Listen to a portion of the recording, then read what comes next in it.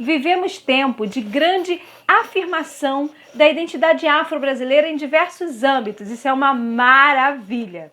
A mulher negra brasileira já percebe e já se coloca muito bem nos espaços sólidos para expressar sua identidade, sua cultura, que é diferenciada. E também experimenta o lugar de fala numa sociedade que reage aos resultados de sua história de racismo sofrida na pele por tantas e tantas gerações. E como ser uma mãe negra de meninas negras nesse cenário? Certamente, ser filha da Lavínia Castro é experimentar um exercício de construção de uma identidade negra brasileira desde casa, desde o cotidiano doméstico. Para conversar com a gente sobre esse lugar de ser uma mãe negra, brasileira e contribuir na formação, né, da identidade negra brasileira desde a sua prole feminina, a própria Lavínia Castro conversou com a gente nessa semana de lives. Ela é historiadora, ela é professora, mestre em relações étnico-raciais e desenvolve com a professora doutora Lucimar Felisberto a Afrodiálogos, que é um espaço de promoção de conhecimento de educação antirracista. A Lavínia, na nossa conversa de segunda-feira à noite, ela nos trouxe uma experiência, porque ela não nasceu com a identidade negra, ela foi construída, ela teve que conquistar durante a vida adulta, onde o próprio movimento de afirmação da cultura negra assumiu espaços importantes nas mídias, nas universidades, em políticas públicas e atravessou a geração dela através de suas vivências pessoais e despertando esse sentimento de pertencimento. Como mãe, ela viveu experiências diferentes com as suas duas filhas. A caçula experimenta a versão mulher negra da sua mãe. Essa versão já está bem definida. E a sua caçula já reconhece como mulher negra como a mãe. Dessa forma, a Lavínia vive um importante papel de sustentar a qualidade dessa identidade na força do afeto e do cotidiano. Certamente, a moça já cresce com recursos claros de defesa e orgulho da sua cultura e ancestralidade. E quanto à educação antirracista no cotidiano de famílias brancas, a Lavínia, no final da conversa, ela definiu categoricamente que o reconhecimento das condições sociais de privilégio experimentadas pelo indivíduo branco deve estar na pauta dessa educação desde casa, como forma de reconhecimento de um longo caminho de exclusão simbólica e social do negro. Desnaturalizar essa supremacia branca é papel das famílias. Ela faz um grande convite para que a gente passe a conversar uma educação antirracista no nosso cotidiano. Fique agora com um trechinho do que foi a live com a Lavínia Castro na segunda-feira à noite. Somos todos ouvidos. Então vamos lá. Agradeço o convite, estou muito feliz de participar desse seu projeto, Mães para o Mundo. É um projeto muito bonito em relação a pensar padrões de mães, né? Os padrões antigos e os novos padrões que vão surgindo e essa mudança acontecendo nesse processo de educação familiar, que a mãe tem muito essa presença na educação familiar. Eu vi ali que tem bastante gente chegando aí, eu agradeço, então, todas essas pessoas que estão aqui para nos ouvir, por favor, colaborem aí com seus comentários, é muito importante para a gente. Eu vi uma amiga nossa, Milena, ali. Milena, ó, beijão, um beijo para todo mundo também. Tá? Algumas pessoas eu conheço, creio que sim, outras eu não conheço, aliás. Então, gente, primeiro, meu nome é Lavínia Castro, eu sou mãe de duas meninas lindas, eu tirei esse negócio aqui, mas continua aparecendo esse troço, esse negócio dessa notificação. Tá, então vamos lá, meu nome é Lavínia Castro, eu sou mãe de duas meninas lindas, toda mãe vai dizer isso, nega, porque primeiramente, eu me tornei negra, porque a gente nasce numa sociedade em que a gente aprende a questão do racismo, a gente aprende a questão do comportamento diferenciado em questões étnico-raciais, então você se torna, né? Eu creio que eu levei um tempo para identificar, claro que eu tinha as sensações do racismo, mas eu não conseguia projetar isso em forma de defesa. Muita gente já consegue projetar isso em forma de defesa. Eu demorei um pouco mais para projetar isso na sociedade, essa devolutiva. Então, a minha primeira filha, a Laís, eu tenho certeza que hoje eu posso dar um pouco mais dessa visão sobre a questão racial para ela. Mas eu tive a Laís muito cedo, eu não sou orgulho para ninguém, eu tive a Laís muito cedo, ainda adolescente, então eu fui um misto de mãe e irmã nesse processo, entendeu? Então eu me preocupava muito com a Laís, claro que eu tinha preocupação de mãe, se ela já se alimentou, quais as roupas que ela vai vestir, tudo isso estava elencado nessa personagem mãe que a gente veste, tá? Porque eu vou repetir, eu me tornei mãe e eu me tornei uma mulher negra. Isso é que eu posso explanar agora aqui na minha fala. Então, eu tive muita ajuda da minha mãe e com certeza durante muito tempo eu carreguei muitos vícios de ser mãe da minha mãe, né? Então, assim, essa história de mães para o mundo, qual é o tipo de mãe que eu estou projetando para o mundo e como isso vai ficar para as minhas filhas, isso é um processo muito individual de cada grupo familiar. E eu tenho certeza assim, que quando eu identifico algumas coisas na educação da minha mãe, que para mim já não tem mais muito sucesso na minha educação, porque os nossos filhos também são de outra geração, eles pensam de uma outra maneira, e eu até experimento aquilo que eu aprendi a ser mãe com a minha mãe, eu vejo que eu preciso mudar aquilo. Então, assim, por exemplo, na minha educação, minha mãe não trouxe valores sobre a negritude para mim, apesar da minha mãe ser uma mulher mestiça. Então, ali na minha mãe existe uma mistura de europeu com indígena, né? O meu pai é que é o negro da família, que trouxe esse tipo físico para minha constituição biológica. Mas a minha mãe não tinha essa característica de um enfrentamento, de um combate do racismo, de me ensinar isso. Mas eu me lembro muito bem da minha mãe falando, muito preocupada, você tem que estudar, olha o seu estudo. E eu até hoje sou uma eterna estudante, porque ela me ensinou, do jeito de mãe dela ser, ela me ensinou que uma mulher, e talvez no inconsciente dela, uma mulher negra nessa sociedade racista precisa se posicionar. E a maneira que ela deve ter enxergado esse posicionamento era ser independente. Estudar para ser alguém, estudar para ser independente, para não depender de ninguém. Então, isso eu me lembro muito bem da minha mãe falando. Claro que isso eu carrego para as minhas filhas. Se funcionou para mim, eu carrego para as minhas filhas. Mas, por exemplo, a minha mãe não se posicionou enquanto a questão do trato ao cabelo. É uma coisa simples, assim, mas que tem uma grande significância quando você vai falar sobre a estética da mulher negra. Por exemplo, as minhas filhas já não têm problema. Se bem que a Laís, aí falei o nome, ela falou, não fala! Se bem que a Laís, agora eu já falei! Se bem que a Laís, ela também teve esse processo de alisamento do cabelo, de identificar uma estética de valor ao alisar o cabelo. A Laís passou por isso. E aí, depois de um tempo, quando eu resolvi passar por uma transição, não quero mais gastar dinheiro com isso, quero assumir os meus cachos, e ela também passou por isso. Né? E hoje a minha filha mais nova, já que eu falei da Laís, eu vou falar da Ana, a minha filha mais nova, ela já não tem essa questão a ser trabalhada. Ela já identifica isso como uma estética como qualquer outra, né? E, inclusive, ela pede assim, mãe, quando é que eu vou fazer trança no meu cabelo? Porque ela vê a irmã fazendo, ela, mãe, quando é que você vai deixar eu fazer trança no meu cabelo?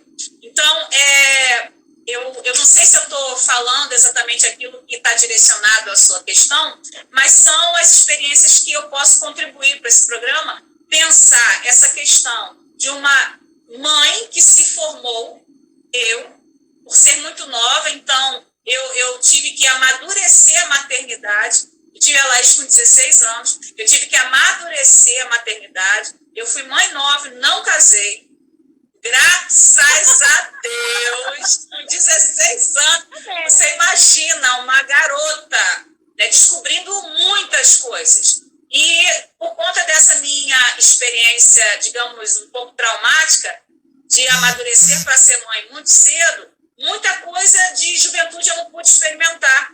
E então eu já entrei num lance de realmente estudar, trabalhar para sustentar a minha prole. Aí só muito tempo depois, a Laís tinha 13 anos que eu já estava casada e aí eu tive a Ana. Então, quando eu tive a Laís, eu aprendi muito com a Laís. E eu tive que ser muito assessorada pela minha mãe. Então, muitos vícios da minha mãe eu carreguei naquele processo de educação da Laís. E eu vou te dizer que eu fui mais uma mãe amiga e a mãe do lazer, de levar para passear, levar para o teatro, levar para isso, levar para aquilo. Por quê? Porque era um tempo dedicado ao estudo, um tempo dedicado ao trabalho, e a minha filha passava muito tempo com a avó. E eu chegava à noite e tinha aquele contato com ela à noite, e para suprir aquele tempo, né, eu ficava ali afagando e conversando e assistindo desenho com ela. Com a Ana, esse processo já mudou mais, assim, é muito nítido na minha memória, né, porque quando a Ana nasceu, eu já sabia o que eu queria de educação para ela, eu já sabia que, olha, eu não quero repetir isso que a minha mãe fez. Não que esteja errado, é um momento, é um contexto histórico que se vive. Nós temos que pensar que a mulher, ela tem uma história de luta desde muito tempo para se posicionar enquanto um elemento social. Então, quando você vê minha mãe, por exemplo, ela sempre foi dona dela. O trabalho dela, o emprego, ela nunca foi dona de casa. Isso já estava na cabeça dela. E eu identifico isso também como uma questão social. Então, muitas mulheres com um determinado poder aquisitivo ou de uma determinada classe social já tomam essa liberdade de atuação na sociedade muito cedo.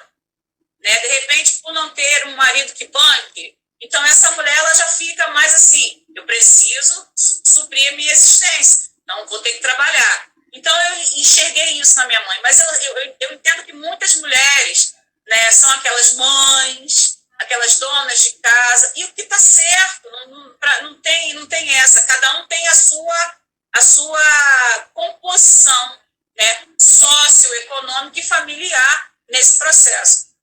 Né? Então, assim, quando eu tive a Ana, já trabalhando como professora, então, o que eu aprendi também nessa questão de educação na pedagogia, isso aqui eu sei que eu posso fazer, isso aqui eu já tinha mais contato com algumas referências bibliográficas também, então isso até me auxiliou a compor esse ser mãe que eu sou hoje.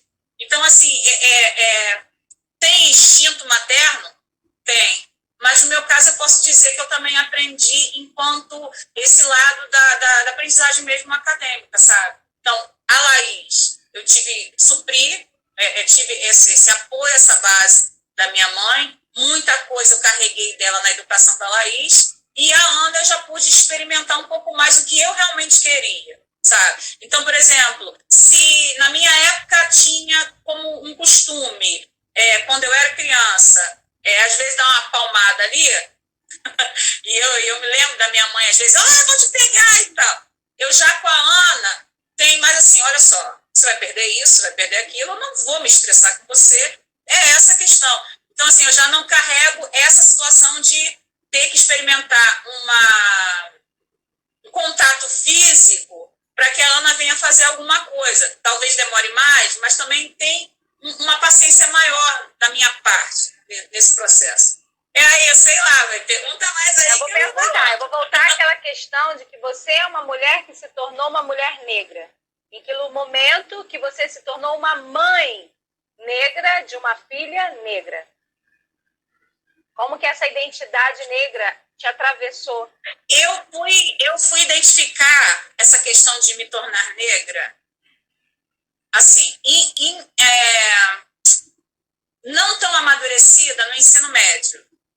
No ensino médio eu estava numa aula de geografia e falava-se sobre a composição da sociedade brasileira. E era muito comum na educação da década de 80 você explanar a história do negro só pelo viés da escravidão. Então, assim, era muito chato, aquela aula era muito chata. Por quê? Porque o índio chegou a ser o herói, né? A gente tem aí as literaturas romancistas falando sobre o índio herói. Mas o negro, ele era o escravo. A postura dele nas narrativas era enquanto escravo. Então, aquilo me incomodava muito, porque eu não queria fazer parte daquela memória. Eu entendi aquela memória, mas eu não queria fazer parte porque ele era sempre a vítima, ele era sempre que levava chicotada, ele era sempre que parecia que era o burro da história. Então não se falava naquele momento sobre um protagonismo desse elemento social. Então, naquela aula, alguns colegas chegavam e ficavam implicando, falando algumas coisas que, de repente, não era para eu estar levando tanto a sério, mas aquilo me causou uma... E eu reagi àquilo me afastando. Eu não queria saber dessa história. Mas aí eu fui para a faculdade de História. Em algum momento daquela faculdade, eu trabalhei a história do negro. E foi muito diferente. Por quê? Porque já era a década de 90, e toda uma historiografia que se estava sendo publicada. Você tem um negro submisso, naquela perspectiva de Gilberto Freire. Na década de 60, você tem Orender, um dos representantes dessa historiografia, falando de um negro rebelde, mas era um rebelde sem causa. Ninguém pensava naquela época que ele estava reagindo, porque ele estava querendo a liberdade, né? Não, o direito de ser livre. Não, era tosqueria, né? E aí era sem causa, por quê? Porque ele tinha que aceitar a escravidão e ele só estava reagindo porque ele levou uma chibatada. Né? E a década de 90 já trouxe o protagonismo. Então, quando eu entrei na faculdade, eu entrei em 97.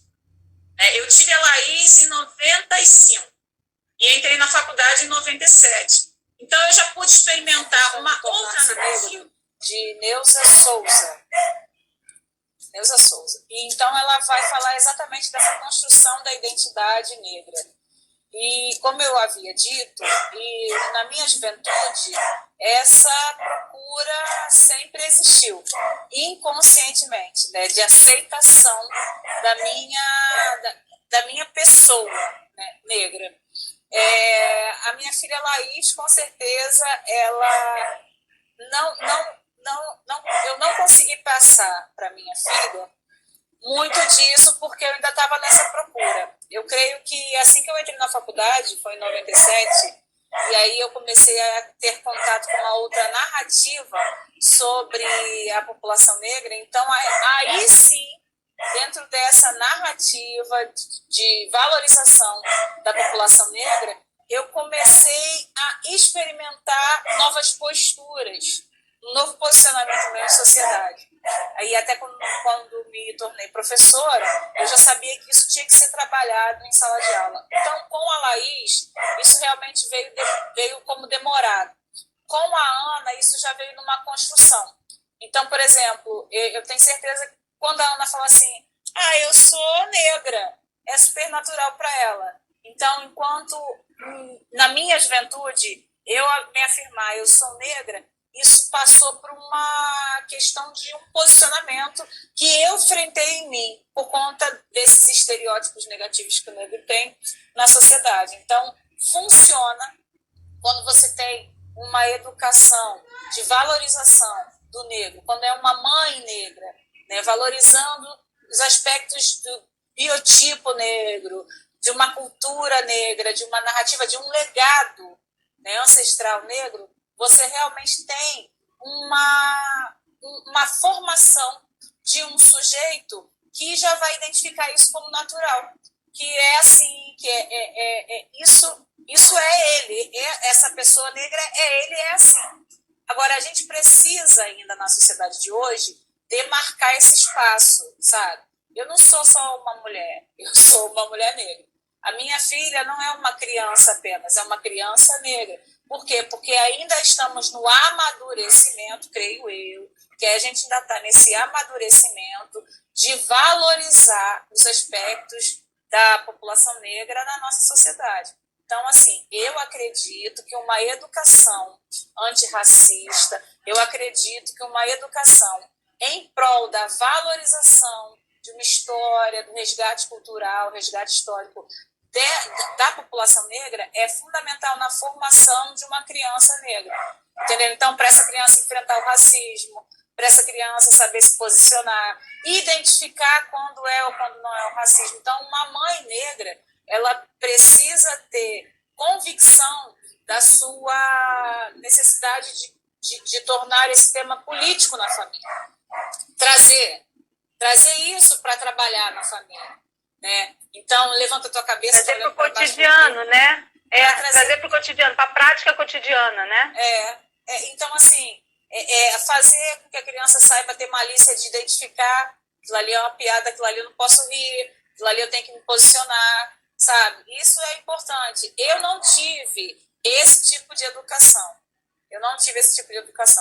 Mas eu tenho certeza que o que minha mãe pôde fazer para eu poder me tornar uma mulher segura de mim, ela fez através da questão de vai estudar, vai ser alguém na vida, entendeu? Talvez lá no fundo ela soubesse que eu iria enfrentar todos os desafios de ser uma menina, uma jovem, uma mulher negra na sociedade. Então, a maneira que ela tinha para me proteger e me defender era colocar a questão da educação. Acredito que muitas pessoas negras a geração inteira, né? Com esse discurso, né? Porque é um discurso próprio do crescimento de um grupo racial que precisava crescer economicamente, que precisava ocupar determinados espaços socioeconômicos para poder colocar o filho numa escola e pagar estudos, ou então manter com passagem, lanche, essas coisas que, no fundo, aparece que não, mas você precisa pensar de maneira logística como você vai enfrentar essa situação. Então, quando você tem uma população negra que já está ocupando determinados espaços na sociedade, espaços de representatividade, né, que todo mundo para ouvir, todo mundo para ver, né, você começa a ter, de fato, uma construção de um outro paradigma está sendo construído ali. Não é um paradigma daquele negro vítima da escravidão, aquele negro que não entende da sua importância na sociedade. Você está construindo um paradigma de luta, de resistência, de enxergar isso com honra, essa história com honra e não com vergonha, coisa que na minha época eu acabei enxergando um pouco mais como vergonha do que como honra.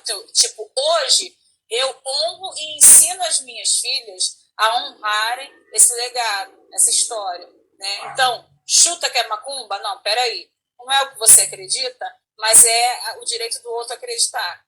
Então, não vou chutar a Bíblia, então você também não vai chutar a macumba, entendeu? Você não entende, você não sabe o que é aquilo, e aquilo é um legado cultural, religioso de um povo. Então, se você não entende, não quer entender, a única coisa que você tem que fazer é respeitar aquilo. Por exemplo, seu cabelo duro. Duro por quê? Meu cabelo é maravilhoso, aqui enrolado, maravilhoso, ó, crespo, aprende. Não vou ficar segurando na sua mão o tempo todo para você aprender. Já passou esse tempo. Então, assim, quando você vai ensinando crianças a tomar essa posição, né, de defesa do seu ser, do seu sujeito, em contato com outros, em sociedade, você ensina a diversidade, você ensina a importância da diversidade. Então, assim, a minha mãe, ela tentava me proteger, ela não tinha essa visão do coletivo da diversidade, ela procurava me proteger. Eu hoje, talvez até por ser professora, eu enxergo esse ensino como ensino para as minhas filhas aprenderem a se proteger e ensinarem outros na sociedade. Eu acho que pode ser por aí a minha resposta. Você estava falando na outra vez, antes de cair, desse momento em que você assumiu sozinha essa identidade negra, e aí eu tava querendo organizar aqui no curso do tempo, né? Esse espaço, você falou da década de 90, foi quando começou as políticas afirmativas no Brasil, um pouco antes, ou quando o negro começou a ter um outro espaço na mídia? Você lembra de algum fenômeno, alguma coisa que tenha te chamado a atenção, fora da universidade ainda, mas que você começou a identificar como um espaço de representatividade nesse lugar de espelhamento mesmo, sendo você uma mulher jovem negra, para sair desse estereótipo, entende? Você se lembra no curso da história, assim, da sua vida, dentro da sua biografia, os momentos que possam ter te chamado a atenção nesse lugar? Entendi. Da representatividade. Eu sou da década de 70, eu sou de 78, você também, né? Te entreguei. Então, a gente é de 78, né? Então, então, nós sabemos que década de 60, 70 foram décadas de grandes transformações, de mudanças de pensamento, né? Então, você tem a década de 60 com o movimento feminista, você tem a década de 60 e 70 também com o movimento negro atuando de forma continental, digamos assim. Você tem movimentos de afirmação negra nos Estados Unidos, você tem movimentos de afirmação negra no Brasil, né? Então você tem partidos políticos sendo construídos, você tem cultura, né? Uma linguagem própria, né? Isso, uma linguagem própria narrativa construída nessa década. E nós nascemos nesse momento, né? Então, levou tempo até que, por exemplo, a historiografia pudesse enxergar um protagonismo. Conforme eu te falei, na década de 60 ainda existia uma escrita que se baseava no início do século XX, que falava sobre o naturalismo e pesquisas científicas sobre esse negro enquanto uma visão eurocêntrica que colocava o branco enquanto superior e o negro enquanto inferior. Então, havia ainda aquele mito da democracia racial e o desejo de embranquecer a população que colocava o negro enquanto aquele que luta num ambiente muito hostil. A luta num ambiente muito hostil, mas ela estava ali, estava presente. Então, isso não chegou para a gente muito rápido, porque nós éramos jovens demais. E se nós não tivéssemos pais atuantes na política, se nós não tivéssemos pais dentro do movimento negro, isso não ia chegar com muita propriedade para a gente. Na verdade, chegava com a mídia, né? A mídia construía exatamente, reforçava o que a gente não queria. O outro. Né? Na nossa infância era isso. A mídia, eu me lembro claramente da Xuxa, claramente, claro, nada escuro. Eu me lembro, e eu queria ser Paquita, minha mãe, a filha, tem não Paquita, não dá. Não tem Paquita. Eu me lembro que a minha avó, ela tem toda a característica negra, olhos, os traços físicos, o cabelo crespo, só que minha avó é muito branca. E aí e a gente sempre chamava, e todo mundo da família dela muito escuro, e ela nasceu branca, aí ela dizia assim, não, alguma coisa aconteceu com o meu cabelo, eu não sei por que eu tenho esse cabelo, você vê, se eu fosse Paquita da Xuxa, eles iam ter que me aceitar, minha avó dizia, porque eu sou Saraná. Se eu fosse Paquita, eles iam ter que me aceitar. Porque eu posso ser Paquita. Minha avó, era a maneira que ela tinha, intuitiva, né? De justificar aquele cabelo pra gente. Olha só que coisa louca, né? Olha só quanta culpa tinha naquilo, né? Era uma culpa, assim. Sim, né? Assim. E a gente cresce com essa memória, né? O pessoal da década de 70, 80... cresce com essa memória. O pessoal antigo, né, mais antigo que a gente, ainda estava numa situação pior, né, de uma representatividade porque no movimento negro, por exemplo, tem muitas pessoas defendendo, por exemplo, para alisar o cabelo numa década anterior. Por quê? Porque eles estavam dentro de uma cultura do embranquecimento e precisavam ser aceitos.